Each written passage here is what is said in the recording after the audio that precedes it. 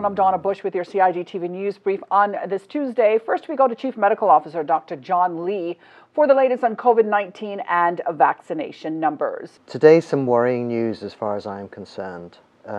Yesterday, we had a total of 23 people admitted across the islands, but today that number has climbed by 6. And the issue that's really worrying me is that a lot of these people were older. The admissions have been spread across the Health Services Authority at Georgetown Hospital, and there are also 6 admissions at Health City. That gives the total of 29. One of these people is ventilated. One of these people is requiring some respiratory assistance in the form of a mask with some additional pressure support. And 13 are requiring additional oxygen. A total of 86% of the admissions are unvaccinated. You'll recall there's been a press release saying that there has been a number of cases picked up at the Pines, and one of the admissions yesterday was somebody from the Pines. I think it's it gives me a pause for thought and a wish from my side to remind you of how vulnerable the elderly can be with regards to COVID, whether they be vaccinated or not vaccinated. Not only, of course, the elderly, but also people with other additional diseases, which puts them at greater risk. And you can watch Dr. Lee's full statement on the Cayman Islands government's YouTube and Facebook pages. Meantime, Dr. Erica Simmons, a Deputy Medical Officer of Health at the Health Services Authority, provides us with a breakdown on which age groups are most affected by COVID-19 as of last week. There were 1,068 new cases of COVID-19, with a daily average of 153. 6 of these cases were travelers. Of these, 52% of the cases are female, 48% male. Age range was 3 months to 94 years, with an average age of 31 years. 6 cases were under the age of 1, 360 were under the age of 18, and 27 over the age of 70. You're encouraged to go online to gov.ky and hsa.ky for the latest on COVID-19 vaccination and PCR test results. Well, speaking of testing, many residents are taking lateral flow tests, and now the Department of Environmental Health, known as the DEH, is advising residents and visitors that despite lateral flow testing kits for COVID-19 not being considered clinical waste requiring special collection, this should be disposed of correctly and not be recycled.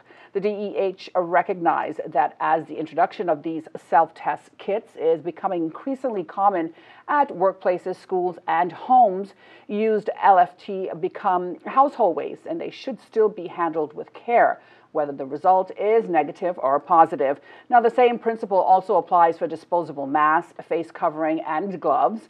Once used, LFTs must be disposed of safely by placing all of the items from the testing kit and the plastic packaging into the bag provided and marked with the biohazard yellow triangle symbol.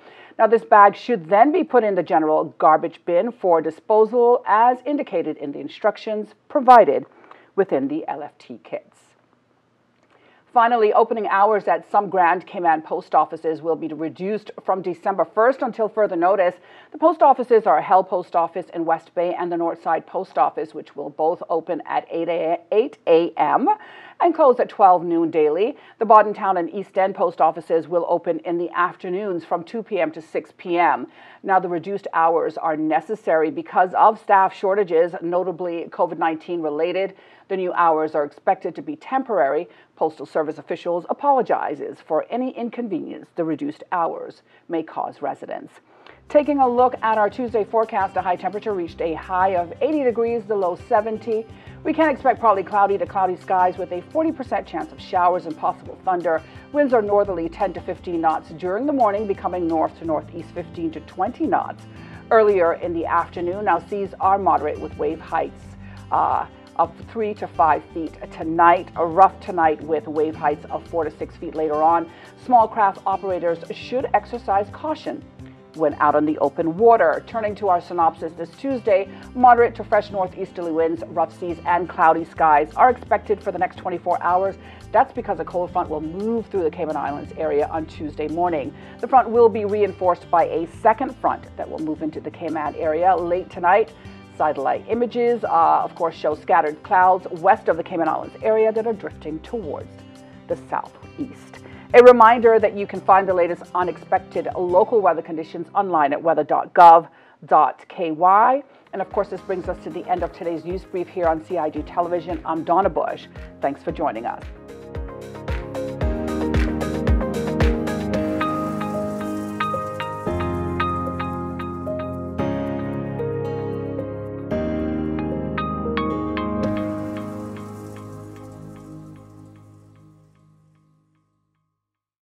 Seek the latest, accurate information on COVID-19 only from official sources at gov.ky/coronavirus.